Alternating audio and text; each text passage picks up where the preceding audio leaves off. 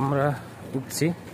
প্রথম অবস্থায় এরকম সিঁড়ি আছে কিছু, খুব ফার্নিশড কোনো সিঁড়ি না, জাস্ট মানুষ উঠে উঠে এরকম নিজস্ব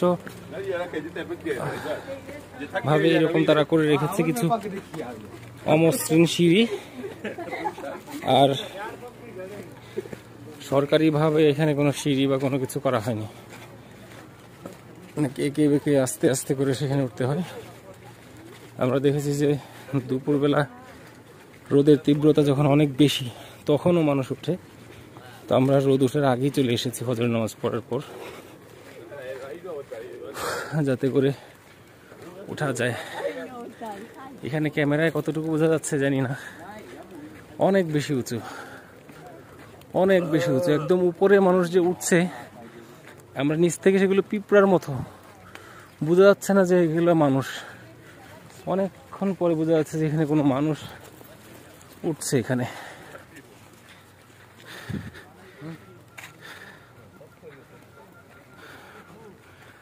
আমরা উঠছি আস্তে আস্তে একে বেঁকে, এটা একদম যে চূড়ায় সেখানে উঠবো। এখন বাজে 9টা বাজার 1 মিনিট বাকি আছে, দুঃখিত 6টা বাজার 1 মিনিট বাকি আছে, বাংলাদেশ টাইম 9টা। দেখি কতক্ষণ সময় আমরা উঠতে পারি। আমাদেরকে বলা হয়েছে যে 1.5 থেকে 2 ঘন্টা সময় লাগে এখানে ওঠার জন্য। আমরা আল্লাহর নামে শুরু করেছি, দেখি কিভাবে ওঠা যায়। পথে পথে এরকম বসার জায়গা করা আছে, যাতে করে যারা উপরে ওঠে তারা খুব বেশি ক্লান্ত হয়ে গেলে, অসুস্থ হয়ে গেলে একটু সময় বসে বিশ্রাম নিতে পারে। এরকম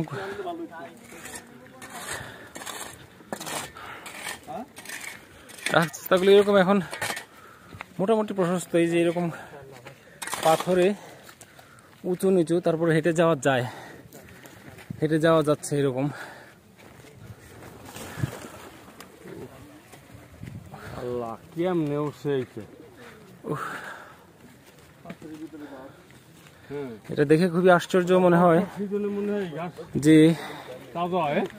এই পাহাড়ে রাসূল সাল্লাল্লাহু আলাইহি ওয়াসাল্লাম কিভাবে তখন সেই সময় ওনারাই উঠেছেন, আবু বকর রাদিয়াল্লাহু আনহু সহ, এবং শত্রুরাই বা কিভাবে ধাওয়া করে খুঁজতে খুঁজতে ঘোড়া সহ তারা সেই পর্যন্ত উঠে গিয়েছিল।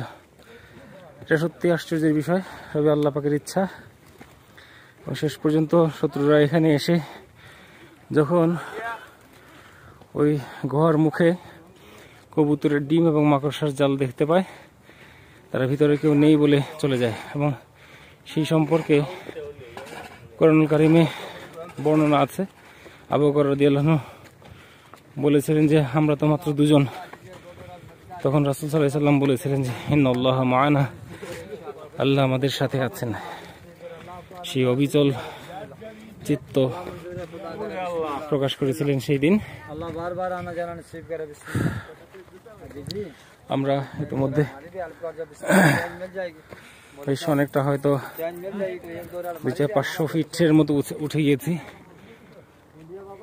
সব মিলিয়ে 5000 ফিট হবে হয়তো।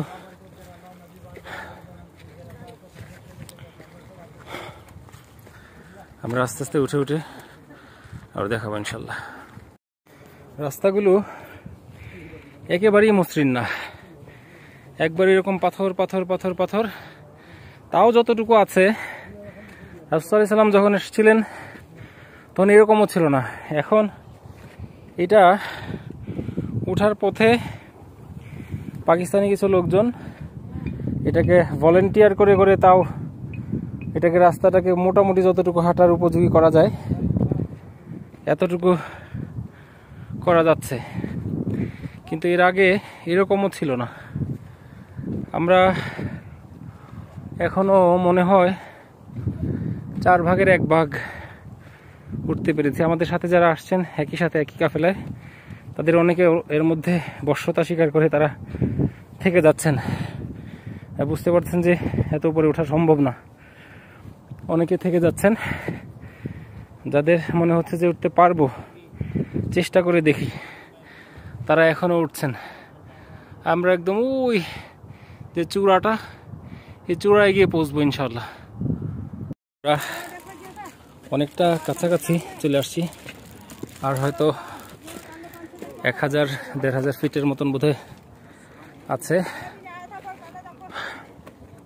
আমরা নিচের দিকটা একটু দেখাই।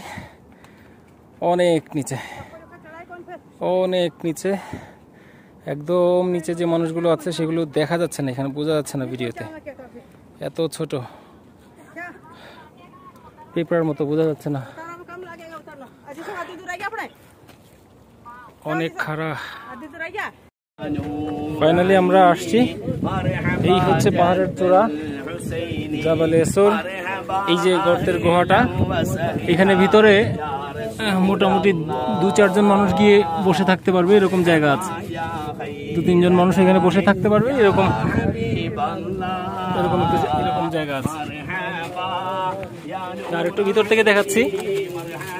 এই যে জায়গাটা, এই যেখানে দেখা যাচ্ছে যে কয়েকজন বসে আছে। আমি যাচ্ছি আরো ভিতরে। সুবহানাল্লাহ, আল্লাহুম্মা সাল্লি আলা মুহাম্মাদ ওয়া আলা আলি মুহাম্মাদ কামা সাল্লাইতা আলা ইব্রাহিম ওয়া আলা আলি ইব্রাহিম ইন্নাকা হামিদুম মাজিদ। আল্লাহুম্মা বারিক আলা মুহাম্মাদ ওয়া আলা আলি মুহাম্মাদ কামা বারাকতা আলা ইব্রাহিম ওয়া আলা আলি ইব্রাহিম ইন্নাকা হামিদুম মাজিদ।